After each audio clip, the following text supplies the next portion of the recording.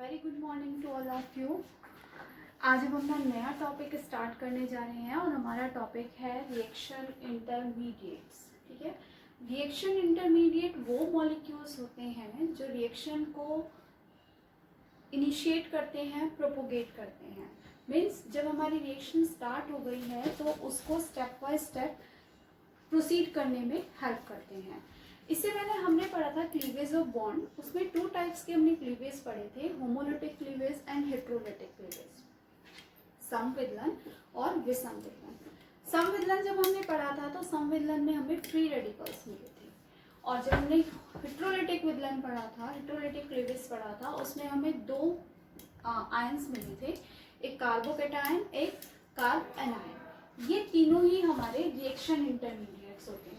तो reaction intermediates हैं हमारे फ्री रेडिकल्स,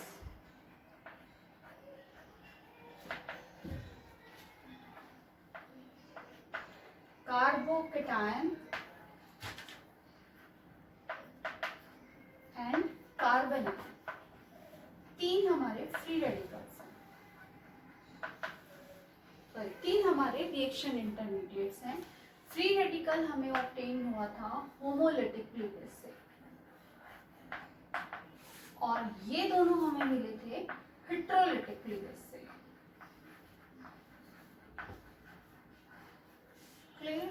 होमोलिटिक क्लीवेज और हेट्रोलिटिक क्लीवेज आप सभी को क्लियर होगा। होमोलिटिक क्लीवेज में जब कोवेलेंट बॉन्ड टूटता है तो इलेक्ट्रॉन्स, जो बॉन्ड का जो शेयर्ड इलेक्ट्रॉन्स हैं वो दोनों मॉलिक्यूल्स के बीच में इक्वली डिवाइड हो जाते हैं। हेट्रोलिटिक क्लीवेज में किसी एक ही एटम के ऊपर दोनों इलेक्ट्रॉन ट्रांसफर होते हैं। तो अब तीनों को एक एक करके पढ़ेंगे, तीनों को फॉर्मेशन कैसे होती है, तीनों की स्टेबिलिटी, ऑर्डर क्या है, और तीनों के इंपॉर्टेंट कैरेक्टरिस्टिक्स क्या है। फर्स्ट हम स्टार्ट करते हैं फ्री रेडिकल से, कि फ्री रेडिकल क्या होता है और ये हमें कैसे मिलता है। एग्जाम्पल से स्टार्ट करते हैं। जैसे हमने लिया CH3 Cl। क्लियर? अगर यहाँ पर होमोलिटिक क्लीवेज हो रहा है सनलाइट की प्रेजेंस में, तो यानी कि ये जो कोवेलेंट बॉन्ड बन रहा है, इसके दोनों इलेक्ट्रॉन्स, एक इलेक्ट्रॉन इसके पास जाएगा और एक इलेक्ट्रॉन इस कार्बन के पास जाएगा। देन हम क्या लिखेंगे, CH3 प्लस Cl। एक इलेक्ट्रॉन Cl के पास गया और एक इलेक्ट्रॉन मिथाइल के कार्बन के पास गया। तो ये हमारे बने फ्री रेडिकल्स। अब इन फ्री रेडिकल्स के अगर हम फीचर्स देखें या कैरेक्टरिस्टिक्स देखें, तो पहले तो ये अनपेयर्ड इलेक्ट्रॉन यहाँ पर एक प्रेजेंट है। इन्हें हम ओड इलेक्ट्रॉन स्पीसीज भी कहते हैं, क्योंकि यहाँ पे जो नंबर ऑफ इलेक्ट्रॉन्स है वो ओड नंबर में है, इसलिए हम इसे ओड इलेक्ट्रॉन स्पीसीज भी कहते हैं। अब इस अनपेयर्ड इलेक्ट्रॉन की प्रेजेंस के कारण फ्री रेडिकल्स हाईली रिएक्टिव होते हैं और अनस्टेबल होते हैं, क्योंकि जो अनपेयर्ड ऑफ इलेक्ट्रॉन है ना, ये इसकी रिएक्टिविटी को इंक्रीज कर देता है। इलेक्ट्रॉन्स की टेंडेंसी होती है कि वो पेयर्ड फॉर्म में ही स्टेबल होते हैं। तो जब अनपेयर्ड इलेक्ट्रॉन है तो ये खुद के लिए इलेक्ट्रॉन सिक है, इलेक्ट्रॉन्स की इसे जरूरत है खुद को पेयर्ड करने के लिए, तो इजीली किसी से भी रिएक्ट कर लेता है। और इसी अनपेयर्ड इलेक्ट्रॉन की प्रेजेंस की वजह से free radical paramagnetic in nature होते हैं। Paramagnetic in nature. क्लियर? तो यानी कि फ्री रेडिकल्स हाईली स्टेबल हैं, इनका लाइफ टाइम बहुत कम होता है, क्योंकि इनमें अनपेयर्ड ऑफ इलेक्ट्रॉन प्रेजेंट है, इसलिए पैरामैग्नेटिक इन नेचर होते हैं। नेक्स्ट आता है कि स्टेबिलिटी। स्टेबिलिटी की अगर हम बात करें तो स्टेबिलिटी यानी कि मुक्त मूलकों का स्थायित्व। तो हम बात करेंगे stability of primary, secondary and tertiary free radicals का ऑर्डर क्या। ठीक है, तो हमने टर्शियरी लिखा, टर्शियरी में 3 एल्किल ग्रुप कार्बन से अटैच करते हैं, फ्री रेडिकल है। सेकेंडरी में 2 एल्किल ग्रुप अटैच होंगे, दिस इज प्राइमरी, एक एल्किल ग्रुप अटैच होगा, और ये थे सिंपल मिथाइल फ्री रेडिकल। ठीक है, तो यहाँ पर जो सबसे ज्यादा रिएक्टिव है वो ये, ठीक है। इसी ऑर्डर में हमारी रिएक्टिविटी घटती जाएगी, यानी कि रिएक्टिविटी ऑर्डर इस तरह से इंक्रीज होगा कि जो हमारा tertiary carbocation, tertiary free radical है वो ज़्यादा स्टेबल होगा। क्यों ये ज़्यादा स्टेबल होगा? यस, क्यों? इसकी स्टेबिलिटी को समझने के लिए हम बहुत सारे फैक्टर्स को कंसीडर करेंगे, जैसे resonance, inductive effect, hyper conjugation. But यहाँ पे मैं जो इसकी स्टेबिलिटी को एक्सप्लेन कर रही हूँ वो इंडक्टिव इफेक्ट के बिहाफ पे कर रही हूँ। अब एक चीज़ देखिए, यहाँ पर अगर हम नंबर ऑफ इलेक्ट्रॉन्स काउंट करें टर्शरी में, तो इस कार्बन के पास कितने इलेक्ट्रॉन आते हैं? 2 इलेक्ट्रॉन ये रहे, क्योंकि एक बॉन्ड बना है 2 इलेक्ट्रॉन की शेयरिंग से बना है। 2 इलेक्ट्रॉन, 2 4, 2 6 और 1 7, यानी कि इस कार्बन के पास नंबर ऑफ इलेक्ट्रॉन कितने हैं? 7। इसका ऑक्टेट कैसा है? इनकम्प्लीट, क्योंकि किसी भी एटम, चलिए, तो किसी भी एटम की टेंडेंसी होती है कि उसको स्टेबिलिटी, वो तब स्टेबल होता है या तब कंप्लीट होता है जब उसके आउटर मोस्ट शेल में 8 इलेक्ट्रॉन हो। तो यहाँ पे कार्बन के पास 7 इलेक्ट्रॉन प्रेजेंट है, तो इनकी इलेक्ट्रॉन सिक है, इसे 1 इलेक्ट्रॉन की रिक्वायरमेंट है। तो ये ये स्टेबल कब होगा? जब उसे वो इलेक्ट्रॉन मिल जाएगा। अब इससे 3 एल्किल ग्रुप अटैच्ड हैं, 3 आर अटैच्ड हैं, और एल्किल ग्रुप की टेंडेंसी होती है कि वो इलेक्ट्रॉन डोनेटिंग ग्रुप है, यानी कि वो इलेक्ट्रॉन डोनेट करता है, ठीक है। इलेक्ट्रॉन हमारा इलेक्ट्रॉन डोनेटिंग ग्रुप है, जो हमारा एल्किल ग्रुप है वो इलेक्ट्रॉन डोनेट करता है। तो इस कार्बन के साथ तो 3 एल्किल ग्रुप अटैच्ड हैं, ये एल्किल ग्रुप भी से इलेक्ट्रॉन देगा, ये एल्किल ग्रुप भी से इलेक्ट्रॉन देगा, और ये एल्किल ग्रुप भी से इलेक्ट्रॉन देगा। तो इसे बहुत इजीली इलेक्ट्रॉन मिल जाएंगे। जब इसके पास इसका ऑक्टेट इजीली कंप्लीट हो रहा है तो ये ज़्यादा स्टेबल होगा, ठीक है। तो इसके पास देखिए, तो इसके पास 2 एल्किल ग्रुप है, इसे 2 से इलेक्ट्रॉन्स मिलेंगे।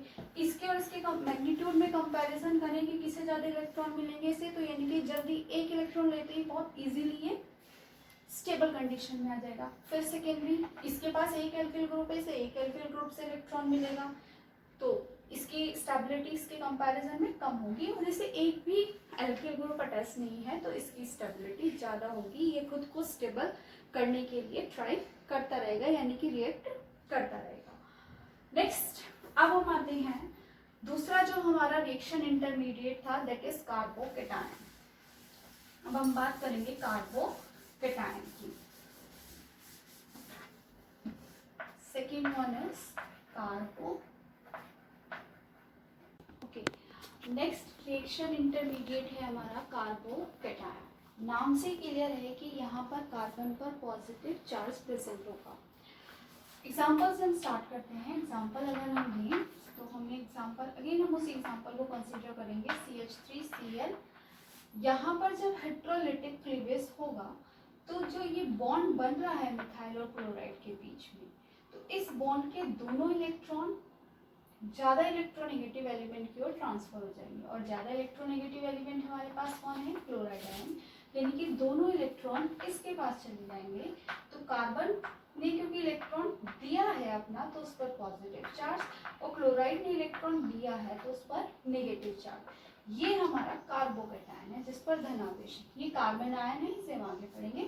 कार्बोकेटायन की अभी हम बात कर रहे हैं, तो कार्बोकेटायन जिस पर हमारा पॉजिटिव चार्ज आया है। अब इस कार्बोकेटायन की यहाँ पर हम देखिए CH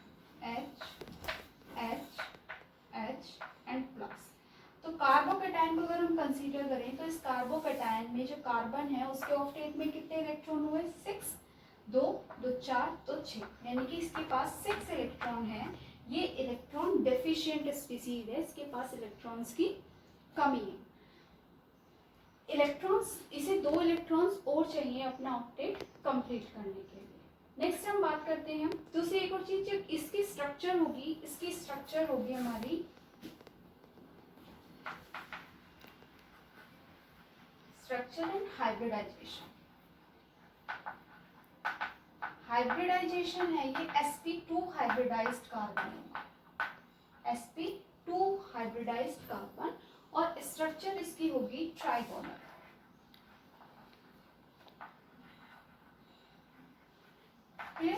ट्राइगोनल स्ट्रक्चर होगी और sp2 हाइब्रिडाइज्ड हमारा ये कार्बन होगा। नेक्स्ट स्टेबिलिटी की अगर हम बात करें कि कौन सा कार्बोकैटायन ज़्यादा स्टेबल होगा, सेकेंडरी, प्राइमरी या टर्शियरी, तो तीनों को हम लिखते हैं R C positive, R C R H, this one is also positive charge, this is tertiary carbocation and this is secondary carbocation, tertiary carbocation, this one is secondary carbocation and this primary carbocation और ये methyl ion। ठीक है, तो इन सब में से हमें देखना है कि कौन ज़्यादा स्टेबल होगा। एक चीज़ ध्यान रखना कि जितना ज़्यादा चार्ज और स्टेबिलिटी दोनों एक दूसरे के अपोजिट हैं। चार्ज ज़्यादा है, स्टेबिलिटी कम है, स्टेबिलिटी ज़्यादा है, चार्ज कम है। क्लियर? तो अब देखो, अभी हमने पहले बताया कि जो हमारा एल्किल ग्रुप है इलेक्ट्रॉन डोनेट करता है। अब ये भी से इलेक्ट्रॉन डोनेट करेगा, ये भी से इलेक्ट्रॉन डोनेट करेगा, ये भी से इलेक्ट्रॉन डोनेट करेगा। इलेक्ट्रॉन डोनेट कर रहा है यानी कि नेगेटिव चार्ज इसकी तरफ मूव कर रहा है, कार्बन की ओर। इलेक्ट्रॉन नेगेटिवली चार्ज है, इलेक्ट्रॉन डोनेशन का मतलब है कि नेगेटिव चार्ज हमारा कार्बन की ओर मूव कर रहा है। तो यहाँ से भी नेगेटिव चार्ज आ रहा है, यहाँ से भी नेगेटिव चार्ज आ रहा है, यहाँ से भी नेगेटिव चार्ज आ रहा है। तो इस कार्बन का जो चार्ज मैग्नीट्यूड है वो क्या हो जाएगा? कम। ठीक है, क्योंकि तीन ओर से नेगेटिव चार्ज आ रहा है तो उसके पॉजिटिव चार्ज को कम कर देगा। यहाँ पर, यहाँ से और यहाँ से दो ओर से नेगेटिव चार्ज आ रहा है, मैग्नीट्यूड इसका भी कम ही होगा लेकिन इसके कंपैरिजन में कम रहेगा। यहाँ पर तीन तरफ से इलेक्ट्रॉन आ रहा है तो मैग्नीट्यूड ट्रिपली डाउन होगा। यहाँ से दो तरफ से इलेक्ट्रॉन आ रहा है तो मैग्नीट्यूड इस तरीके से कम होगा। यहाँ तो सबसे ज़्यादा चार्ज कहाँ कम हुआ? यहाँ। तो जहाँ सबसे ज़्यादा चार्ज कम हुआ वहाँ स्टेबिलिटी सबसे ज़्यादा, यानी कि टर्शियरी कार्बोकैटायन हाईली स्टेबल होंगे, उसके बाद सेकेंडरी, उसके बाद प्राइमरी, देन मिथाइल। तो जो सीक्वेंस होगा हमारे स्टेबिलिटी का वो ये होगा कि ये हमारा हाईली स्टेबल होगा। हाईली स्टेबल का मतलब less reactive, and this is unstable. Clear? तो टर्शियरी कार्बोकैटायन हाईली स्टेबल होगा, प्राइमरी कार्बोकैटायन लेस स्टेबल होगा। नेक्स्ट अब हम आते हैं कार्ब एनायन पर। Third reaction intermediate is carb anion. Anion मतलब नेगेटिव या कार्बोरेनायन।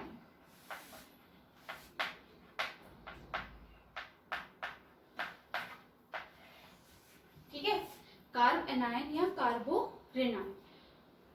नाम से पता चल रहा है नेगेटिव चार्ज होगा। जैसे अभी हमने इससे पहले रिएक्शन में लिया था कि जो हमारा इलेक्ट्रॉन था वो ट्रांसफर हो गया था क्लोराइड पर और कार्बन हमारा पॉजिटिव चार्ज फॉर्म हुआ था इस तरीके से CH3+ एंड Cl। ठीक है, ये नेगेटिव आयन था। तो अगर किसी ऑर्गेनिक कंपाउंड में कार्बन पर नेगेटिव चार्ज आता है देन वो हमारा कार्बोरेनायन है, कार्ब एनायन है। ठीक है, अब इसमें देखें तो इसके पास नंबर ऑफ इलेक्ट्रॉन्स कितने हैं? नेगेटिव चार्ज कब आया इसके पास? जब इसके पास 2 इलेक्ट्रॉन्स आए। तो नंबर ऑफ इलेक्ट्रॉन्स इसके पास कितने हैं? 2, 4, 6 और ये 2, 8। यानी कि इसके कार्बन एनायन के कार्बन के पास 8 इलेक्ट्रॉन है। 8 इलेक्ट्रॉन होने का मतलब है इसका ऑक्टेट कंप्लीट है। तो यानी कि एक तो इसका फर्स्ट ऑक्टेट कंप्लीट है, 8 इलेक्ट्रॉन्स है इसके पास। क्योंकि इसका ऑक्टेट कंप्लीट है then it is diamagnetic in nature। diamagnetic in nature, diamagnetic मतलब प्रतिचुंबकीय होगा, प्रतिचुंबकीय प्रकृति का होगा। तीसरा, इसकी जो स्ट्रक्चर है या जो इसकी हाइब्रिडाइजेशन है ये sp3 हाइब्रिडाइज्ड होगा, इसका संकरण sp3 होगा। Hybridisation sp3। चौथा, स्ट्रक्चर इसकी होती है पिरामिडल स्ट्रक्चर। जैसे अमोनिया की स्ट्रक्चर बनती है ना, सेम उसी तरीके से इसकी स्ट्रक्चर बनती है कि कार्बन है, कार्बन के साथ 3 हाइड्रोजन अटैच्ड हैं और इसके पास एक लोन पेयर ऑफ इलेक्ट्रॉन है। इस तरीके से इसकी स्ट्रक्चर बनती है। तो इसकी कैरेक्टरिस्टिक्स क्या क्या होगा कि इसका ऑक्टेट कंप्लीट है, इसके पास 8 इलेक्ट्रॉन है। क्योंकि 8 इलेक्ट्रॉन है तो ये डायमैग्नेटिक इन नेचर होगा और sp3 इसमें हाइब्रिडाइजेशन होगा और इसकी स्ट्रक्चर बनेगी हमारी पिरामिडल जस्ट लाइक अमोनिया। एक क्योंकि इसमें नेगेटिव चार्ज बहुत ज़्यादा है इसलिए जो कार्बो एनायन है वो हमारे हाईली रिएक्टिव होते हैं। नेक्स्ट स्टार्ट करते हैं हम स्टेबिलिटी ऑफ कार्बो एनायन। सेम वही कंसीडर करेंगे प्राइमरी सेकेंडरी एंड टर्शियरी के बीच में। तो R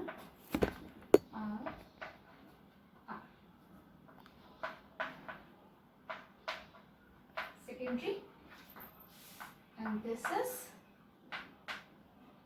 primary and this one is methyl। सब कार्बन के पास क्या है नेगेटिव चार्ज है। क्लियर। अब देखते हैं अगेन एल्किल ग्रुप क्या करेगा इलेक्ट्रॉन डोनेट। भाई इसकी तो आदत है तो इलेक्ट्रॉन देगा ही देगा, किसी को चाहिए या नहीं बट ये इलेक्ट्रॉन देगा। तो ये इलेक्ट्रॉन सॉरी ये हाइड्रोजन है, 2 एल्किल ग्रुप है, यहाँ पर ये एल्किल ग्रुप इलेक्ट्रॉन देगा, वहाँ पर कोई भी एल्किल ग्रुप नहीं है। अब देखो इसके पास पहले से नेगेटिव चार्ज आता है, इसे और ज़्यादा इलेक्ट्रॉन मिल गए। ठीक है क्या हो गया चार्ज बढ़ गया, इसका मैग्नीट्यूड बढ़ गया। चार्ज बढ़ा तो स्टेबिलिटी कैसी हो गई कम। ठीक तो अब स्टेबल कौन होगा ज़्यादा जी। तो अब स्टेबिलिटी सबसे ज़्यादा मिथाइल, फिर प्राइमरी, फिर सेकेंडरी एंड देन टर्शियरी। तो स्टेबिलिटी ऑर्डर क्या है ये, जो स्टेबिलिटी है वो टर्शियरी से प्राइमरी की ओर बढ़ेगी। ये हो गया हमारा less stable and this is highly stable. Clear है ये चीज। बस आप चार्ज को ध्यान रखिएगा, चार्ज जहाँ ज़्यादा है वहाँ पर हमारी स्टेबिलिटी कम होती जाएगी, यहाँ पर चार्ज बहुत ज़्यादा हो जाएगा क्योंकि नेगेटिव इसके पास ऑलरेडी है और यहाँ से भी नेगेटिव आ रहा है, यहाँ से भी नेगेटिव आ रहा है और यहाँ से भी नेगेटिव आ रहा है। तो इसका चार्ज क्या हो गया बहुत ज़्यादा इंक्रीज हो गया, तो इसकी स्टेबिलिटी कम हो गई। स्टेबिलिटी कम होने का मतलब है कि जब स्टेबिलिटी कम होती है ना तो उसकी रिएक्टिविटी बढ़ जाती है, क्योंकि जो स्टेबल है जो स्थायी अवस्था में है वो तो आराम से बैठ जाएगा, जो स्थायी नहीं है वो ही इधर उधर घूमेगा रिएक्ट करने के लिए। तो जिसका स्थायित्व या जिसकी स्टेबिलिटी जितनी कम होगी वो उतना ही हाईली रिएक्टिव होगा। तो ये हमारे 3 रिएक्शन इंटरमीडिएट्स हैं जो रिएक्शन को प्रोपोगेट करने के लिए यूज़ किए जाते हैं। Free radicals, carbocation and carbanion. यहाँ पर मोस्टली एक तो इनकी स्टेबिलिटी को लेकर क्वेश्चंस आता है, स्टेबिलिटी का इंक्रीजिंग या डिक्रीजिंग ऑर्डर पूछा जाता है। दूसरा क्वेश्चन एक बार बहुत इंपॉर्टेंट यहाँ से पूछा जाता है, difference between the free radicals and ions, कि फ्री रेडिकल्स और आयंस में क्या डिफरेंस है। आई थिंक ये अब आप लोग बता ही सकते हो कि फ्री रेडिकल और आयन में क्या डिफरेंस है। फ्री रेडिकल्स में हमारे पास एक अनपेयर्ड इलेक्ट्रॉन होता है, ठीक है, जबकि कार्बोकैटायन या कार्बोनायन कोई सा भी आयन ले लो वहाँ पर हमारे पास अनपेयर्ड इलेक्ट्रॉन नहीं होता। फ्री रेडिकल्स हमारे न्यूट्रल मॉलिक्यूल्स हैं, ना तो उन पर पॉजिटिव चार्ज है ना उन पर नेगेटिव चार्ज है, जबकि आयंस या तो पॉजिटिवली चार्ज होंगे या नेगेटिवली चार्ज होंगे। Free radicals paramagnetic in nature हैं और आयंस डायमैग्नेटिक इन नेचर है। क्लियर। तो ये हो गया हमारा difference between free radicals and ions.